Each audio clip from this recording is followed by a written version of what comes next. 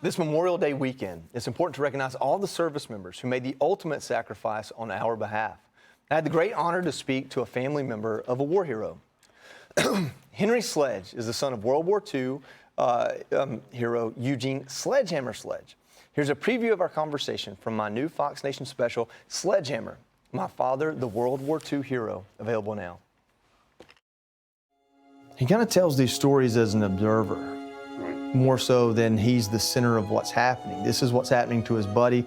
You infer and you see these things are happening to him, but it's like he doesn't even see himself as the star of this show. He was a very self-effacing guy, non-self-aggrandizing. He wanted to tell his buddy's story. He wanted to keep himself almost as a witness, but it was their shared story. And really it was his buddies who didn't make it through, and any Marine can appreciate that.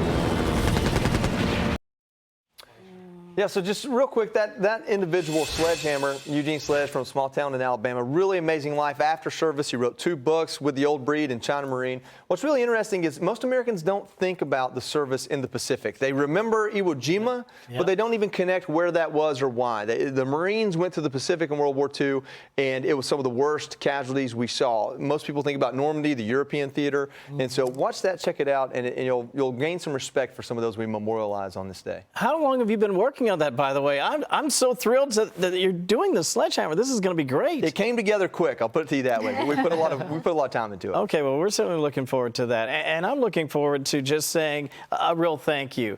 Sometimes things don't work out in your family, and some folks out there can relate to this. I used to be married. My former father-in-law, Sergeant Florencio Reyes, I want to salute him on this Memorial Day for one very important reason.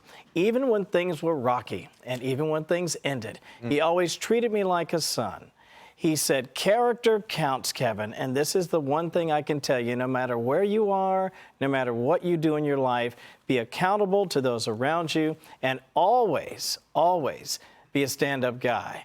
And for that, I wanted to say thank you to him. Now, they didn't die in combat, and I've just learned a lot from you, Joey. Thank you for sharing that. But certainly, this is a guy who gave his life to this country, and I want to say thanks. Absolutely. He deserves to be remembered and honored. Yes, indeed.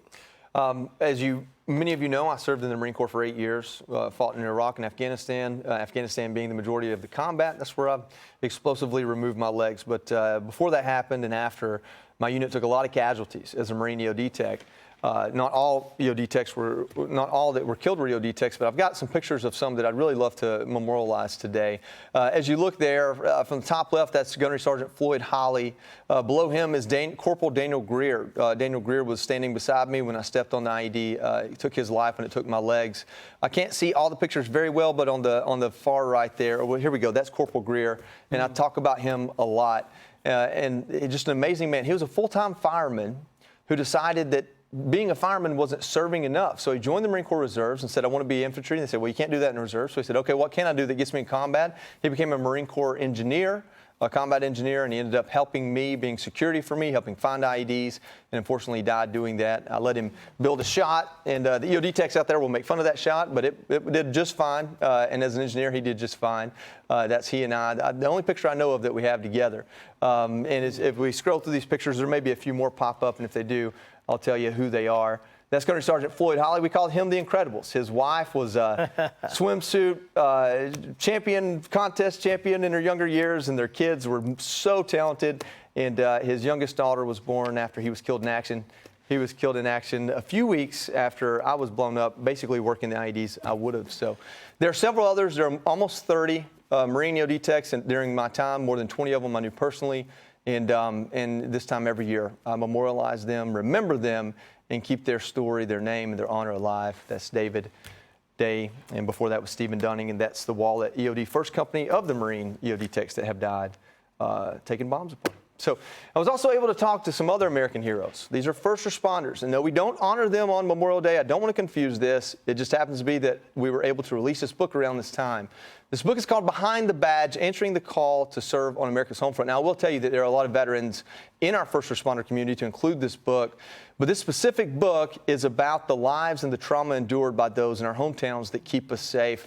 And the best way I can explain it to you, I got 2 anecdotes for you, and they're both absolutely true. Our worst days, and I talk about the day I lost my dad, are another day on the job for them. every day on the job for them. Our worst days are every day on the job from. The other anecdote, the other thing I'd like to tell you is we left our battlefield in Afghanistan. The World War II veterans left it in Europe or the Pacific.